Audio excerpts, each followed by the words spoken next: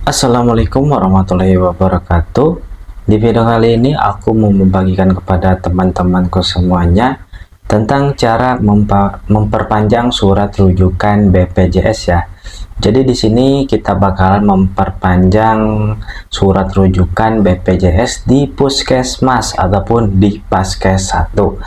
Nah, buat teman-teman yang kemarin tidak nonton untuk cara pembuatan dari surat rujukan di Puskesmas ini, bisa nonton video yang ada di deskripsi ya.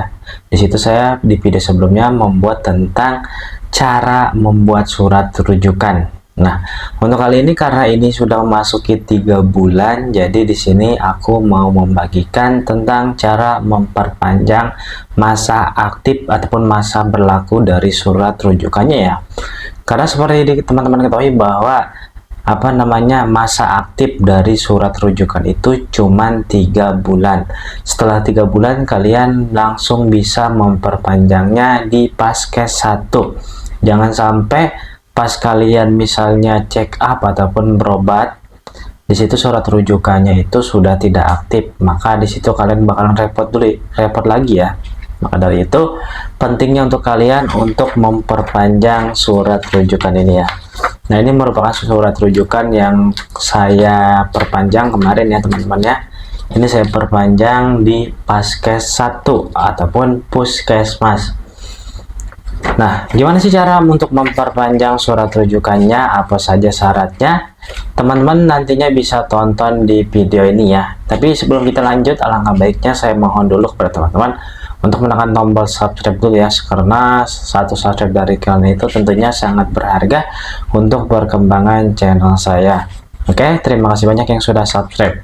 Oke, jadi gimana sih cara membuat surat rujukan ini? Nah, sebelum kita ke topiknya, di sini saya bakalan ngasih kronologi mulai dari saya berangkat ke Puskesmas dan juga sampai saya mendapatkan surat rujukan ini. Karena di sini saya pengen membagikan pengalaman membuat surat rujukan ini itu secara lengkap ya, secara lengkap. Untuk pertama, untuk memperpanjangnya itu hampir sama kayak untuk pembuatan ya, yaitu kalian tentunya membawa KTP, kemudian membawa BPJS dan juga surat rujukan lamanya. Surat rujukan lama jangan lupa dibawa ya.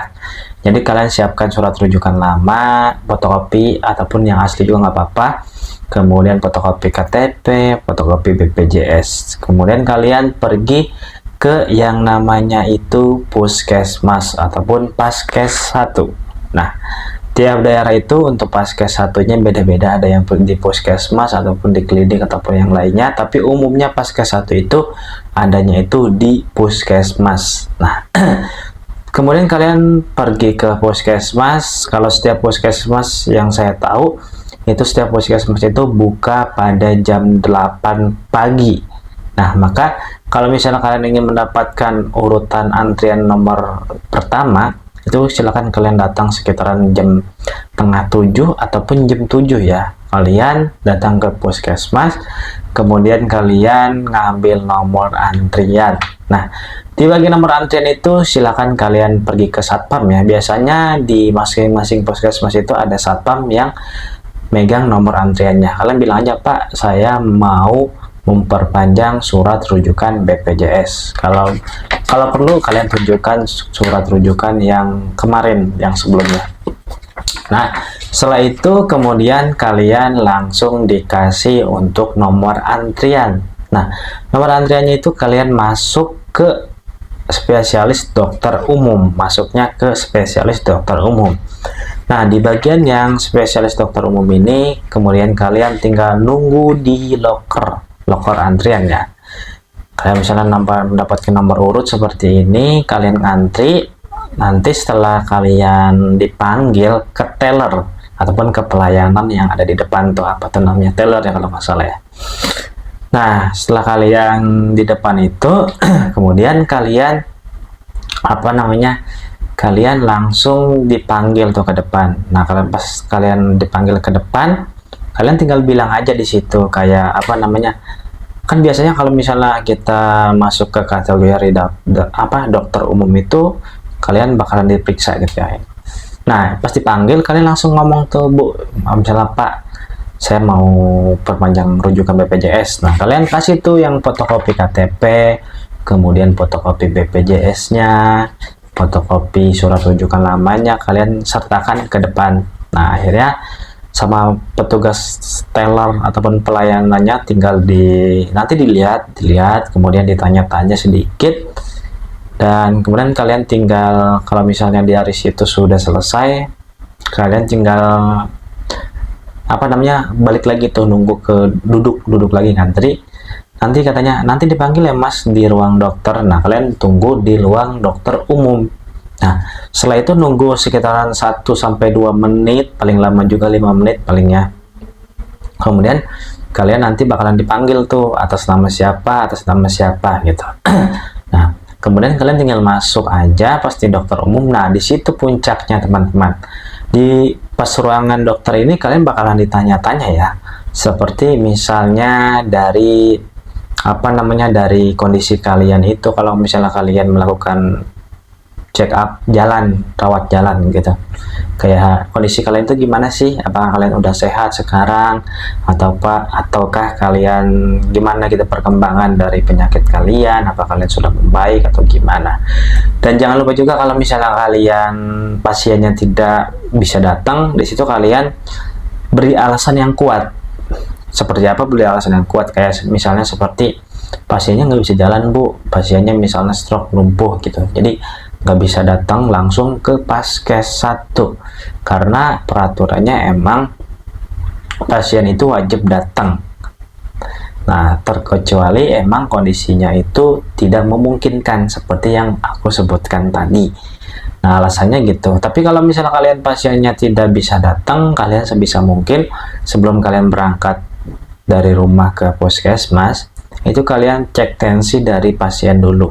Kalian cek tensi karena nanti bakalan ditanya ya. Cek tensi, cek tinggi badan, berat badan. Nah, yang terpenting itu tensi darahnya. Nah, itu sangat penting ya. Kemudian setelah seperti itu, kalian tinggal laporan aja. Pokoknya di situ itu ditanya-tanya teman-teman, mulai dari A sampai Z itu kalian ditanya-tanya. Gimana kondisi perkembangan diri kalian ataupun kondisi perkembangan yang sakit ini gitu.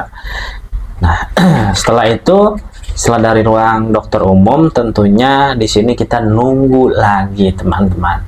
Kenapa nunggu lagi? Karena kita tadi itu di ruang dokter umum itu kita hanya melakukan data gitu, riset data. Nah, setelah itu sama si dokter umum ini dibuatkan surat rujukan ini. Nah, kemudian kita langsung disuruh keluar lagi, nunggu di antrian lagi. Kita nantinya bakalan dipanggil di teller yang tadi, ataupun di di pelayanan tadi tuh, di pusat pelayanan tadi tuh, di kasir kalau bahasa ininya ya. Nah, kalau kita tunggu dulu, kemudian katanya sih nunggunya itu 5 menit sampai 15 menit, padahal enggak. Tergantung sih ya. Kalau aku kemarin nunggunya itu 20 menit, lumayan juga. Setelah dari ruang dokter, aku nunggu sekitaran 20 menit sampai dipanggil oleh teller tadi. Nah, misalnya Ibu Sarmin misalnya.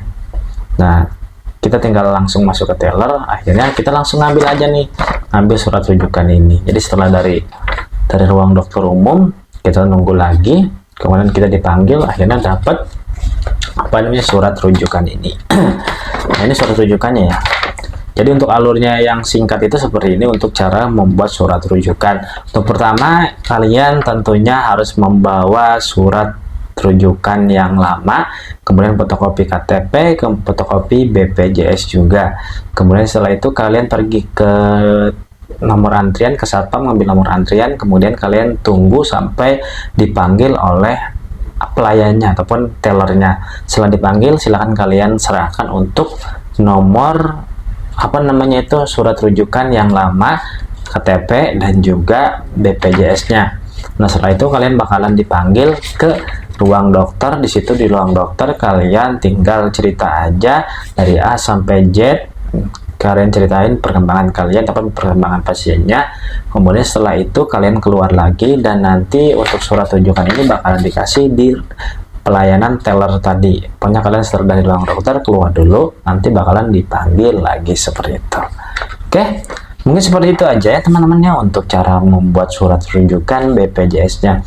Kalau videonya bermanfaat, jangan lupa di subscribe ya, karena kalian menonton video saya, alhamdulillah bisa bermanfaat, kita bisa membantu kalian. Tapi saya minta tolong untuk subscribe ya, karena subscribe juga berharga dan berarti untuk aku.